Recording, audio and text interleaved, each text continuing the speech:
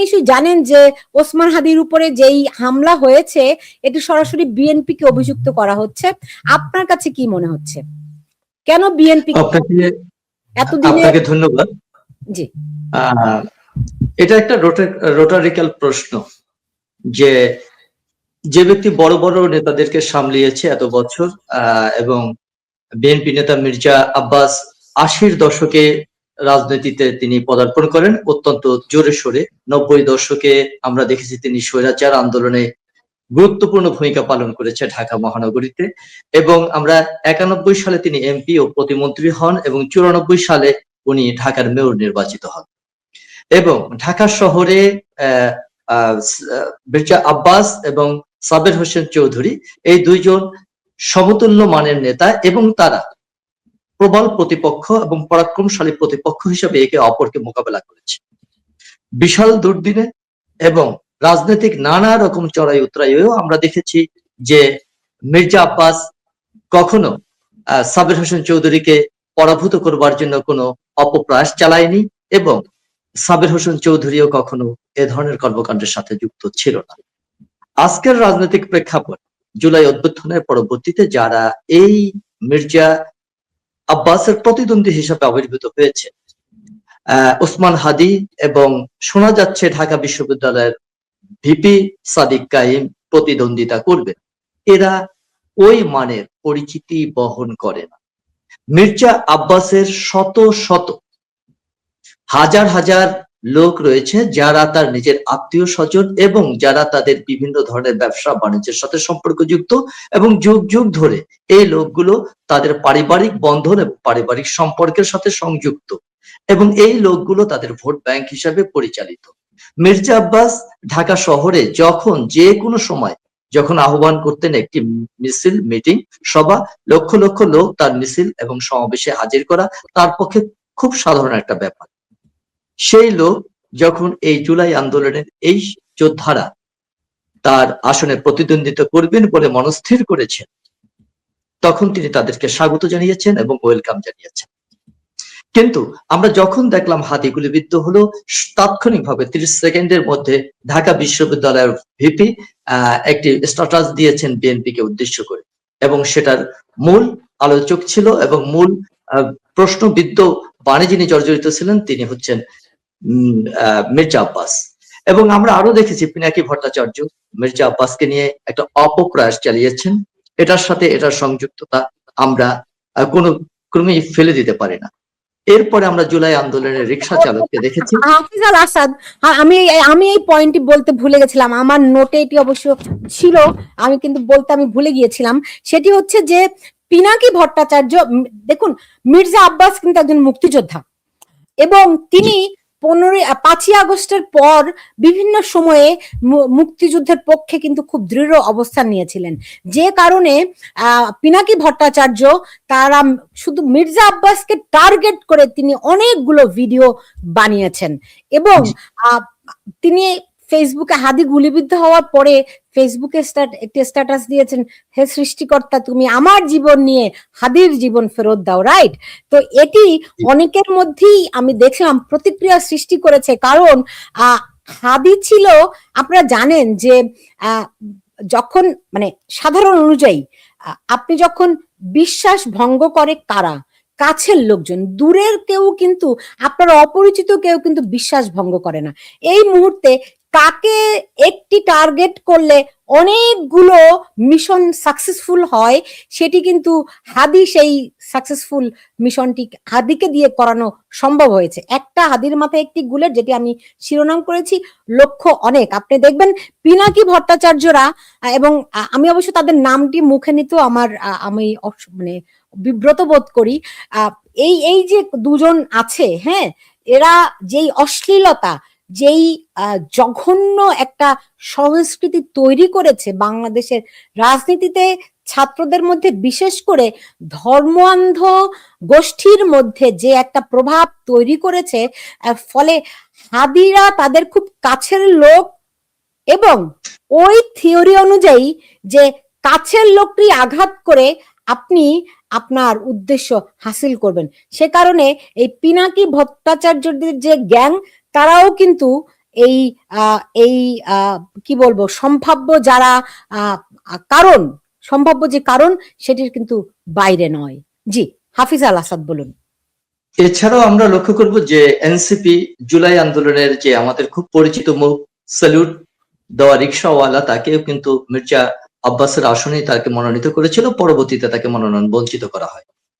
তাই এই প্রেক্ষাপটগুলো যখন আমরা বিশ্লেষণ করি, করবার পরপরই মির্জা আব্বাস তার স্বভাবজাত প্রক্রিয়ার মাধ্যমে একজন প্রতিপক্ষ না, প্রতিদ্বন্দ্বী না, একজন তার সন্তান তুল্য একজন সন্তান হিসাবে তিনি আহত হয়েছেন, গুলিবিদ্ধ হয়েছেন ঢাকা মেডিকেল কলেজ হাসপাতালের স্বাভাবিক প্রক্রিয়ায়, এবং রাজনৈতিক প্রক্রিয়ার অংশ হিসাবে তাকে দেখতে যান।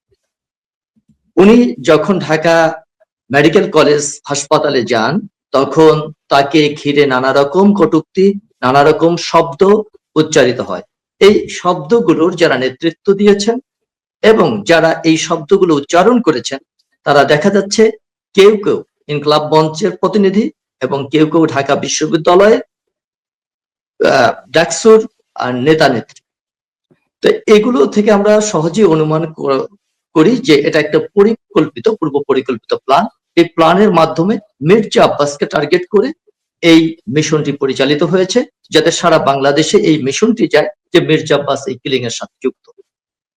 কিন্তু বর্তমান বাস্তবতায় বাংলাদেশের যদি পুলিশ এই ঘটনাটি সত্যিকার ভাবে তদন্ত করতে পারে, আমরা পুলিশের উপর যথেষ্ট আস্থাশীল এবং বিশ্বাসী।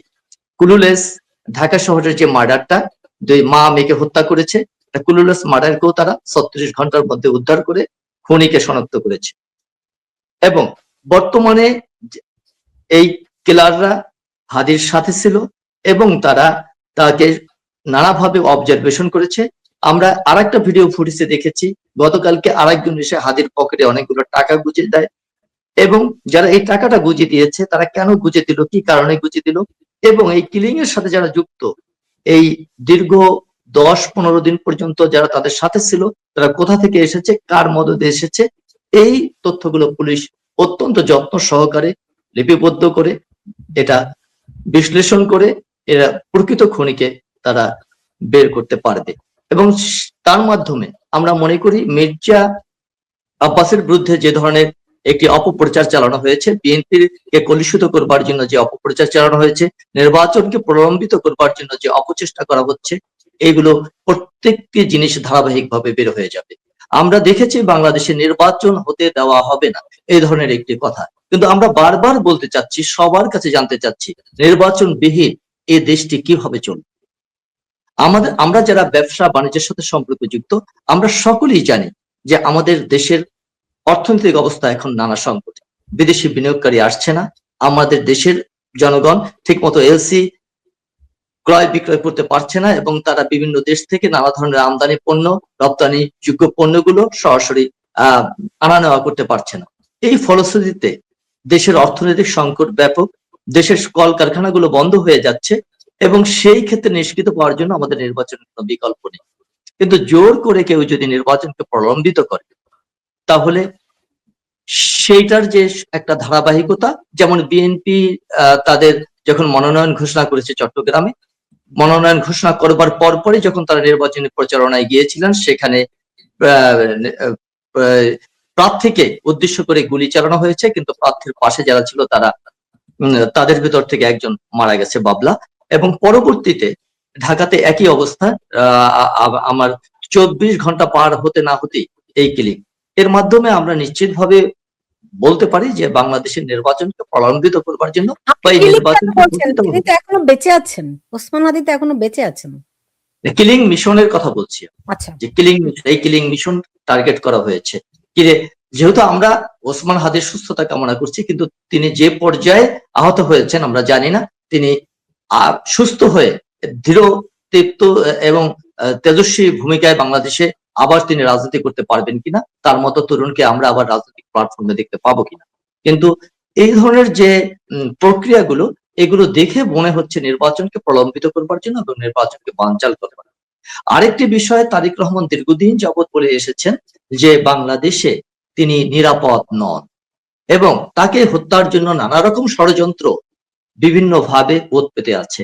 আজকের এই ঘটনার মধ্য দিয়ে এটা আবারও আরেকবার তারা প্রমাণ করতে চেয়েছে যে তারেক রহমানের সেই যে উদ্বেগ এবং আশঙ্কা সেটা তারা বাস্তবেও পরিণত করতে পারে, এবং হাদিকে দিয়ে এই ধরনের টার্গেট নিয়ে তারা তারেক রহমান তথা বিএনপি কে ভয় ধরাবারও একটা চেষ্টা করতে পারে, যেহেতু ঘোষণা করা হয়েছে তারেক রহমান 25 তারিখে বাংলাদেশে ফিরবেন।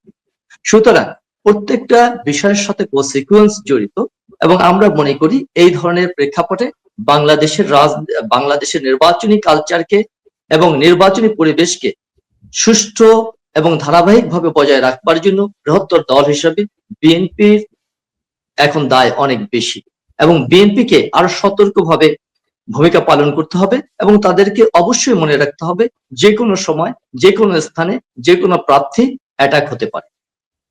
সুতরাং সেই প্রক্রিয়ায় তারা কোন ধরনের প্রোটেকশন নেবে এবং কিভাবে তারা নির্বাচন কার্যক্রম পরিচালনা করবে সেটা তাদেরকে নিজেদের ভিতরে বসে তাদের স্থায়ী কমিটির বৈঠকে এই ধরনের সিদ্ধান্ত গ্রহণ করতে হবে। হাফিজ তার আল কারণ আসাদ, আমরা আপনি তো বাংলাদেশে আছেন, আইন শৃঙ্খলা পরিস্থিতি আপনার কি মনে হয় তফসিল ঘোষণার, ধরেন আমরা তো অনেকগুলো নির্বাচন দেখেছি, অ্যাটলিস্ট আমি 96 সালের নির্বাচন থেকে আমার খুব স্পষ্ট করেই আমার মনে আছে, আমি সাংবাদিক হিসেবে কভার করেছি, ফলে প্রতিটি নির্বাচনই আমার মনে আছে। মানে 2018 আর 24 এই দুইটা নির্বাচনে আমি দেশে ছিলাম না, ফলে আমি এই দুটি নির্বাচনকে কেউ গ্রহণযোগ্য বলে না, বাদ দিই আমরা।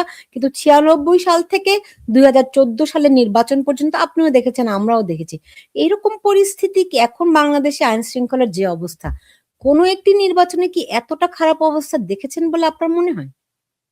আমাদের আইন শৃঙ্খলা পরিস্থিতি অত্যন্ত নাজুক অবস্থায় রয়েছে, এটা আমরা অস্বীকার করবার কোনো উপায় নেই। কিন্তু এর মধ্যে আমরা আরেকটা বিষয় দেখছি, আমাদের পুলিশ একটা ট্রমা কাটিয়ে উঠেছে। এই ট্রমা থেকে মুক্তির জন্য, পরিত্রাণের জন্য পুলিশ যথেষ্টভাবে তার ক্যাপাবিলিটি ডেভেলপ করছে। এমতো অবস্থায় সরকার যদি পুলিশকে যথাযথ আইনি প্রক্রিয়ার মাধ্যমে তার কার্যক্রম গ্রহণে দায়িত্বশীল ভূমিকা পালন করবার উদ্যোগ গ্রহণ করে, তাহলে আইন শৃঙ্খলা পরিস্থিতি অতি সহজেই স্বাভাবিক হবে বলে আমরা মনে করি।